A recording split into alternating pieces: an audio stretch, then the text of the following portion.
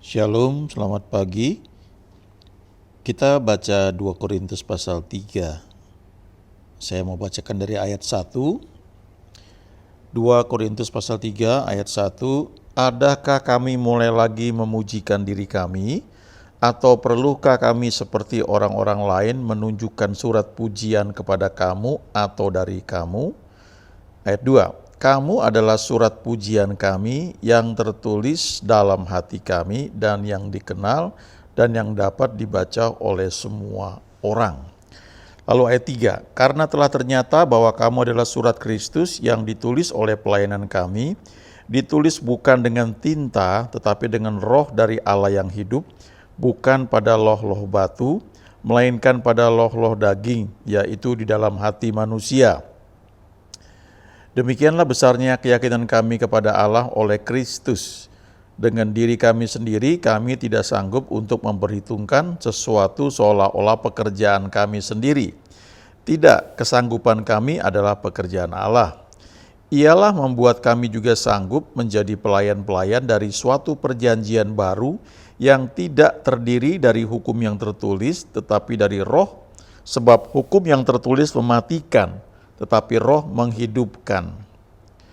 Ayat 7, pelayanan yang memimpin kepada kematian terukir dengan huruf pada loh-loh batu. Namun demikian kemuliaan Allah menyertainya waktu ia diberikan. Sebab sekalipun pudar juga, cahaya muka Musa begitu cemerlang, sehingga mata orang-orang Israel tidak tahan menatapnya. Jika pelayanan itu datang dengan kemuliaannya demikian, betapa lebih besarnya lagi kemuliaan yang menyertai pelayanan roh. Ayat 9, sebab jika pelayanan yang memimpin kepada penghukuman itu mulia, betapa lebih mulianya lagi pelayanan yang memimpin kepada pembenaran. Sebenarnya apa yang dahulu dianggap mulia, jika dibandingkan dengan kemuliaan yang mengatasi segala sesuatu ini, sama sekali tidak mempunyai arti. Sebab jika yang pudar itu disertai dengan kemuliaan, betapa lebihnya lagi yang tidak pudar itu disertai kemuliaan. Karena kami mempunyai pengharapan yang demikian, maka kami bertindak dengan penuh keberanian, tidak seperti Musa yang menyelubungi mukanya, supaya mata orang-orang Israel jangan melihat hilangnya cahaya yang sementara itu. Ayat 14, tetapi pikiran mereka telah menjadi tumpul, sebab pada hari ini selubung itu masih tetap menyelubungi mereka, jika mereka membaca perjanjian lama itu tanpa disingkapkan. Karena hanya Kristus saja yang dapat menyingkapkannya. Bahkan sampai pada hari ini, setiap kali mereka membaca kitab Musa, ada selubung yang menutupi hati mereka. Lalu ayat 16, tetapi apabila seorang berbalik kepada Tuhan, maka selubung itu diambil daripadanya. Nah, ini ayat sentralnya, ayat 17.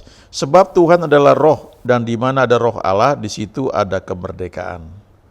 Ayat terakhir, ayat 18, dan kita semua mencerminkan kemuliaan Tuhan dengan muka yang tidak terselubung, dan karena kemuliaan itu datangnya dari Tuhan yang adalah roh, maka kita diubah menjadi serupa dengan gambarnya, dalam kemuliaan yang semakin besar, atau from glory to glory. Nah, perikop ini, ya, bagian ini, 2 Korintus pasal 3, ayat 1 sampai dengan 18, ini membicarakan tentang dua jenis perjanjian, ya, perjanjian lama dan perjanjian baru. Musa itu berada di perjanjian lama. Nah, kita juga Paulus, ya, itu mengatakan bahwa kita ini ada di perjanjian baru. Nah, menarik sekali, ya, kalau kita baca di sini ada beberapa hal, ya. Coba saya bacakan lagi ayat 2, ya. Kamu adalah surat pujian kami yang tertulis dalam hati kami dan yang dikenal dan yang dapat dibaca oleh semua orang, ya. Jadi Paulus mau bilang bahwa kalian nih jemaat di Korintus itu, kalian ini adalah surat pujian kami, ya. Dia bilang seperti itu, ya.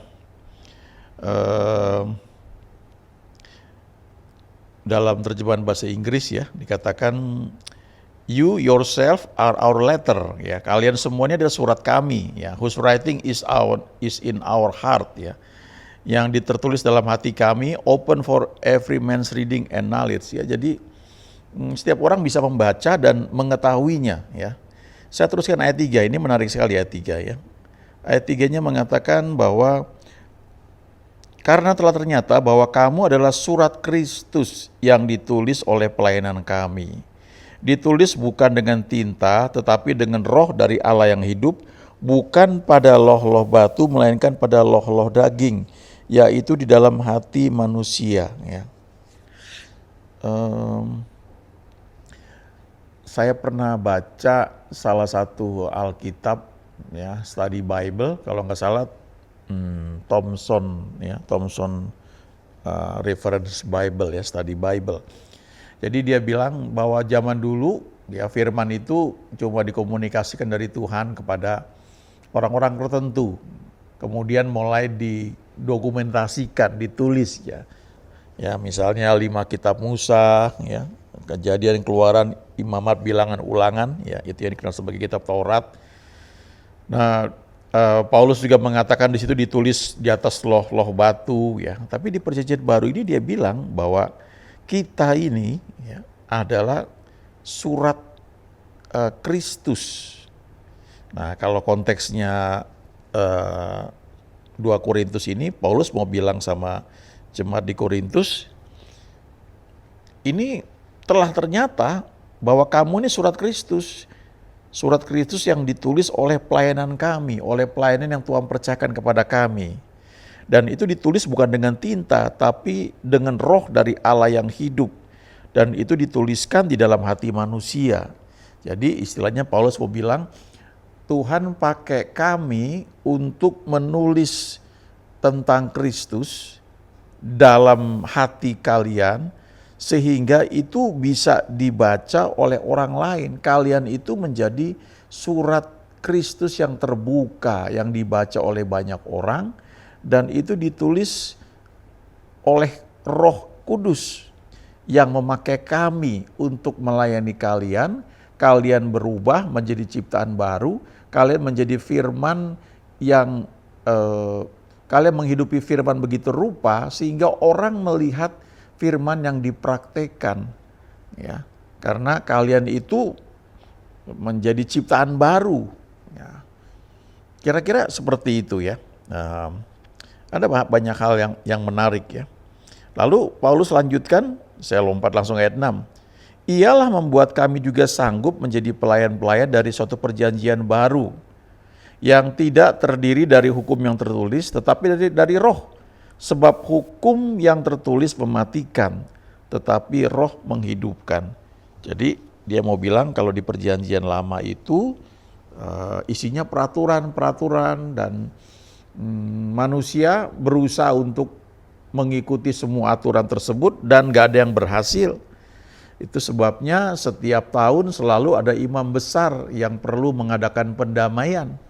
Setahun sekali masuk ruang Maha Kudus, ya, membawa korban, kemudian menyucikan ya, sehingga dosa-dosa umat Israel pada masa itu dihapuskan ya.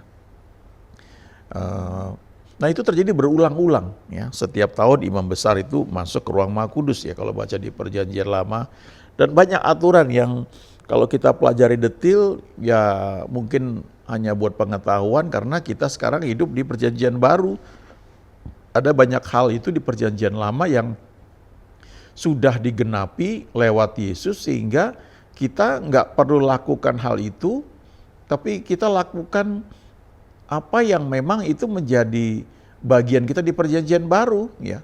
Misalnya begini, salah satu contoh yang jelas adalah ketika di Perjanjian Lama itu ada perjanjian sunat ya. Abraham itu diperintahkan untuk disunat, dan juga semua anggota keluarganya yang laki-laki yang bersama-sama dengan dia, orang laki-laki itu mesti disunat. Nah, Paulus bilang di Perjanjian Baru bahwa sunat kita itu sunat hati, ya, bukan sunat secara fisik lagi. Nah, itu beberapa contoh bahwa Perjanjian Lama dan Perjanjian Baru itu menjadi beda sekali, ya. Kita tidak mengabaikan apa yang ada di Perjanjian Lama, tapi itu semua ya digenapi oleh kematian Yesus di kayu salib. Nah, kita tetap perlu melakukan hal-hal yang memang ada, apalagi di Perjanjian Baru, yang merupakan itu bentuk realnya ya. Artinya begini, kalau kita baca perjanjian lama dengan pola pikir perjanjian baru, maka perjanjian lama itu bayang-bayang ya untuk apa yang kita terima di perjanjian baru. Dan Paulus bilang, Tuhanlah yang membuat kami sanggup menjadi pelayan-pelayan perjanjian baru. Dan salah satu hasilnya adalah Paulus bilang kepada jemaat di Korintus adalah kalian adalah surat Kristus. Ya, di ayat 3 tuh ya. Surat Kristus yang ditulis lewat pelayanan kami. Tapi yang nulis itu Roh Allah ya, Roh Kudus yang menulis itu. Dia pakai kami untuk melayani kalian sehingga kalian menjadi ciptaan baru, kalian menjadi berubah ya. Hidup kalian itu menjadi orang-orang yang dikuduskan. Kalian mempunyai keinginan untuk hidup bagi Tuhan, tinggal diajarkan beberapa hal, tapi penggeraknya itu dari dalam. Kalian itu menjadi orang yang selalu ingin berbuat seperti yang memang Tuhan rancangkan.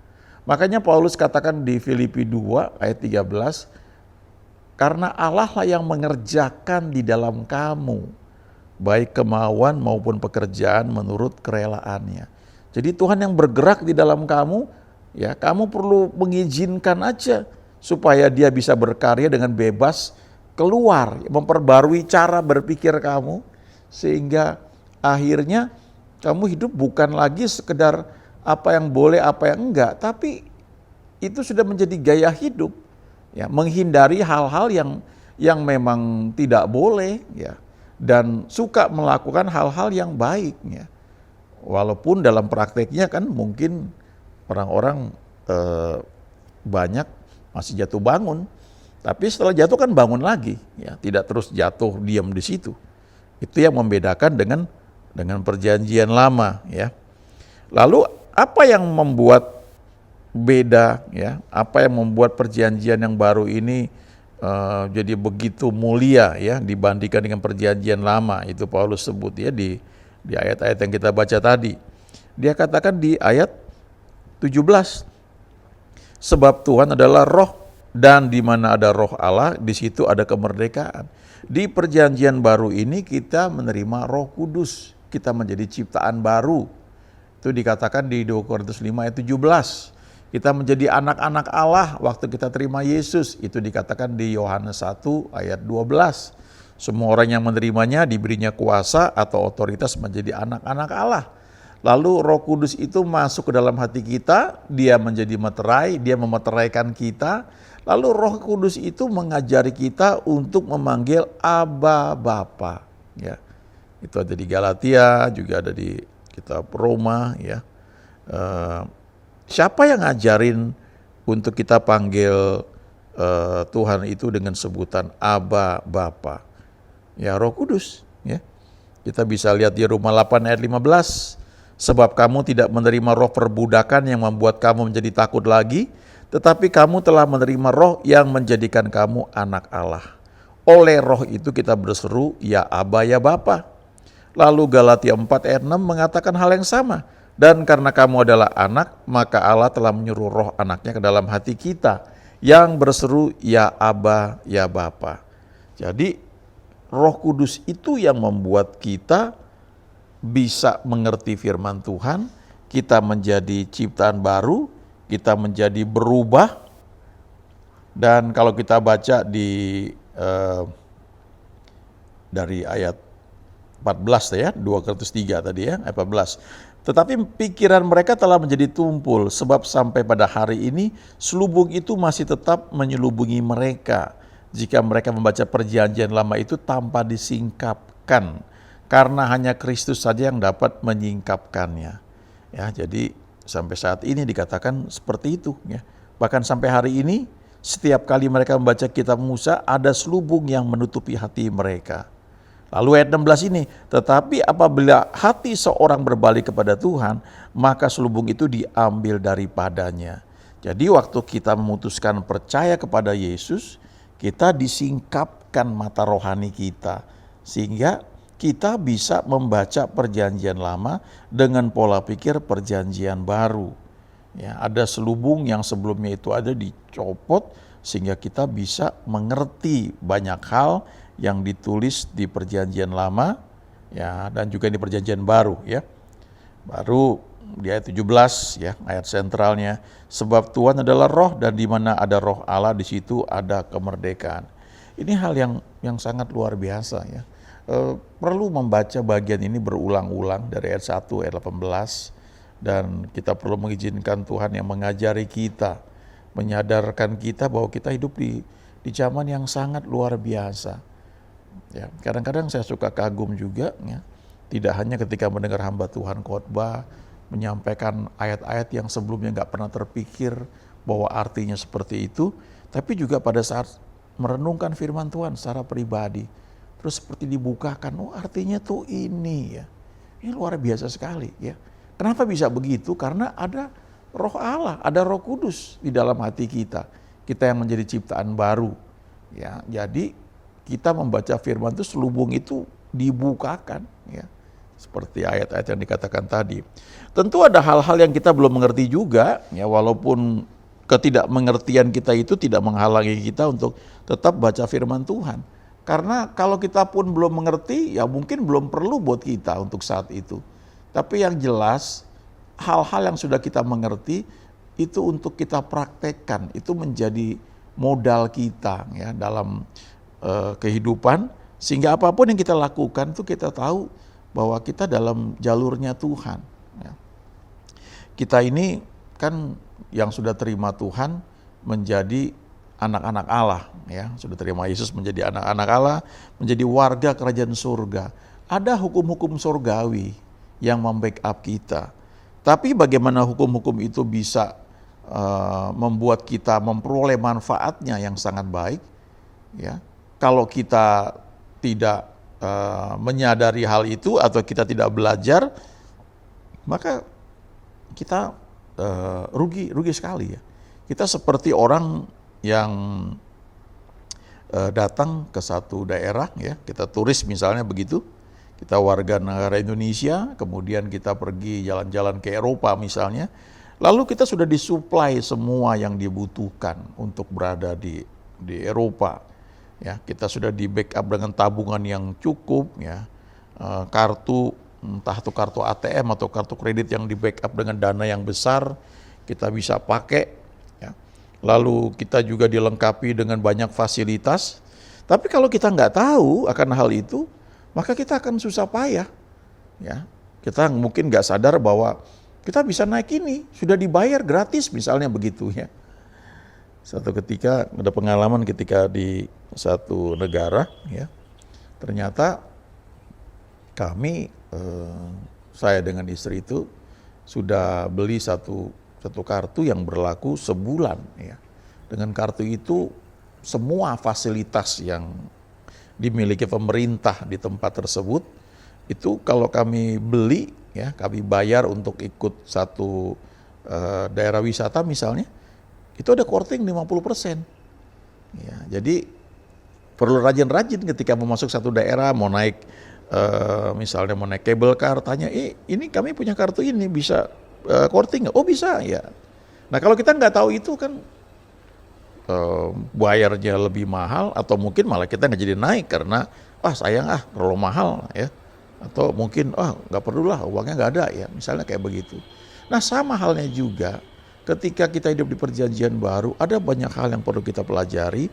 Satu, kita baca firman Tuhan, tapi kedua, kita mengizinkan roh Allah yang sudah ada dalam kita ini mengajari kita. Ya, simpel saja sebenarnya. Cuma tiap pagi katakan, Tuhan terima kasih, selamat pagi, pimpin aku sepanjang hari ini, aku buka hatiku untuk tuntunanmu, biar setiap hal yang aku jalani, aku dalam tuntunanmu senantiasa. Nah, mungkin gak ada suara audible yang kita dengar, tapi setiap aktivitas yang kita lakukan itu dalam kontrol Tuhan, dalam pagarnya Tuhan. Kita dihindarkan dari hal-hal yang tidak perlu kita alami ya. Kita dilindungi sedemikian rupa sehingga kita boleh senantiasa berada di waktu yang tepat, pada waktu yang tepat ya. Bertemu dengan orang-orang yang tepat dan mengerjakan hal-hal yang tepat ya. Ya, enak sekali ya. Kita hidup dalam tuntunan Tuhan dan banyak hal yang Tuhan sediakan bagi kita yang percaya. Amin.